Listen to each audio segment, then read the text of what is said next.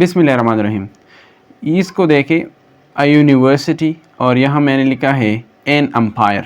अगर आप देखें तो यूनिवर्सिटी के शुरू में यू है, अम्पायर की भी यू, लेकिन यहाँ मैंने ए लगाया इसके आगे और यहाँ एन। ये क्यों? हालांकि दोनों वावल लेटर्स हैं। तो इसकी वजह जानने के लिए आपने इस लेक्चर को देखना है। आज का जो हमारा टॉपिक है आर्टिकल है। आर्टिकल के दो टाइप्स है, एक है इंडेफिनिट आर्टिकल एंड दूसरा है डेफिनिट। डेफिनिट तो इसके जो मेंबर्स है ओहो या ज है या जी है, इसको तो हम छोड़ते हैं, नेक्स्ट वीडियो में इसके ऊपर बात करेंगे। आज हम इंडेफिनिट आर्टिकल की बात करते हैं। इंडेफिनिट आर्टिकल के मेंबर्स जो है वो दो है, एक है ए और दूसरा है एन। ठीक है, ये तो ऑलरेडी आपने सुना होगा कि एन जो है अक्सर आपने वावल साउंड्स के आगे देखा होगा और ए जो है बिफोर कॉन्सोनेंट साउंड्स। लेकिन यहाँ हम लोग क्या करते हैं, थोड़ी सी गलती करते हैं, वो ये है कि हमें स्कूलों में भी इस तरह पढ़ाया जाता है। ठीक है, कि एन जो है आपने कब यूज़ करना है कि जब ए ई आई ओ यू ये वावल लेटर्स आ जाए तो इसके आगे आपने एन लगाना है। लेकिन ये बात गलत है, क्योंकि बात वावल लेटर्स की नहीं है, बात जो है ये वावल साउंड्स की है, ये जो मैंने नीचे लिखे हैं। ठीक है, मैंने आपकी अंडरस्टैंडिंग के लिए यह लिखा है कि एन जो है it will be not used before vowel letters. मतलब हाँ, वावल लेटर्स के आगे तो यूज़ कर सकते हैं आप, लेकिन आपने जो इसकी जो तशरीह है इस तरह नहीं करना है कि ये वावल लेटर्स के आगे आपने यूज़ करना है, लेकिन आपने इस तरह कहना है कि ये एन जो है ये आप कब यूज़ करेंगे, बिफोर वावल साउंड्स। यानी अगर नाउन सिंगुलर हो और ये वावल साउंड से शुरू हो तो फिर इसके आगे आपने एन लगाना है। ठीक है, और ए कब यूज़ करना है ये तो आसान है, कॉन्सोनेंट साउंड्स के आगे आपने यूज़ करने हैं जब सिंगुलर नाउन्स हो। तो इसका क्या मतलब हो गया? इसका मतलब ये हो गया कि आपने बच्चों को इस तरह नहीं पढ़ाना है कि आपने एन उस वक्त यूज़ करना है कि जब कोई वर्ड वावल लेटर से स्टार्ट हो, यानी ए ई आई ओ यू से, क्योंकि इसमें बहुत से मसाइल है, मुश्किलात है। फिर क्यों?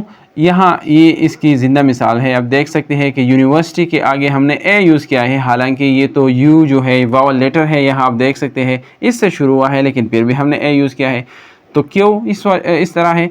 क्योंकि ये यूनिवर्सिटी में जो फर्स्ट साउंड है ये वावल नहीं है, ये कॉन्सोनेंट है, इस वजह से हम इसके आगे ए यूज़ करते हैं। और अम्पायर में उस सेम यू को देखें, यहाँ जो इसका साउंड है दैट इज़ वावल साउंड, तो इस वजह से हमने इसके आगे एन यूज़ किया है।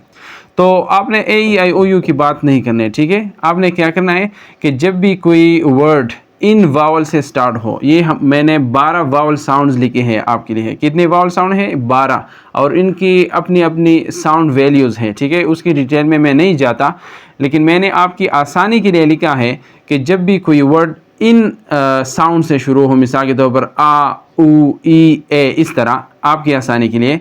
और ये तकरीबन ये जो 12 वावल साउंड मैंने लिखे हैं ये इनको कवर करते हैं। मिसाल के तौर पर ये ई है, ये ए है, तो फिर ये ई इस तरह है, या ए इसको शॉर्ट कर ले, या ए है इस तरह। तो ये तकरीबन इन सब 12 वावल्स के लिए आपने जो है आप कर सकते हैं कि इसको ये कवर कर सकते हैं, आ ई या ए इस तरह। जब भी कोई वर्ड इन साउंड से स्टार्ट हो तो इसके आगे आपने एन लगाना है, क्योंकि ये साउंड्स वावल होते हैं। मिसाल के तौर पर मैंने लिखा है एप्पल, तो एप्पल में अगर आप देखें ये वावल साउंड जो है ए है। यहाँ देखिए अम्ब्रेला में आ है और फिर ऑरेंज में भी आ है, तो इस वजह से हमने इसके आगे एन लगाया है। अच्छा, अब यूनिवर्सिटी को देखें। यूनिवर्सिटी तो ठीक है, यू से स्टार्ट हुआ है, यू जो वावल लेटर है, लेकिन यूनिवर्सिटी का जो फर्स्ट साउंड है ये साउंड जो है इनमें से नहीं है। ये जो मैंने 4 लिखे हैं आपके लिए शॉर्टकट, और यह इन 12 वावल साउंड में से ये भी नहीं है, क्योंकि ये साउंड जो है ये कॉन्सोनेंट साउंड है और इसका जो फोनेटिक सिंबल है ये इस तरह है, जे की तरह लिखा जाता है, लेकिन इसका साउंड जो है ये है, ये जो कि कॉन्सोनेंट है। ठीक है, तो यूनिवर्सिटी के आगे आपने ए लगाना है, क्योंकि यूनिवर्सिटी का फर्स्ट साउंड जो है ये कॉन्सोनेंट है। इस तरह वन साइडेड को देखें। ठीक है, वन जो है ये तो ओ से स्टार्ट हुआ है, ओ जो है वावल लेटर है, लेकिन वन का जो फर्स्ट साउंड है वो डब्ल्यू है, वाह वाह। जब वाह है तो इसका मतलब क्या हो गया? इसका मतलब ये हो गया ये कॉन्सोनेंट साउंड है।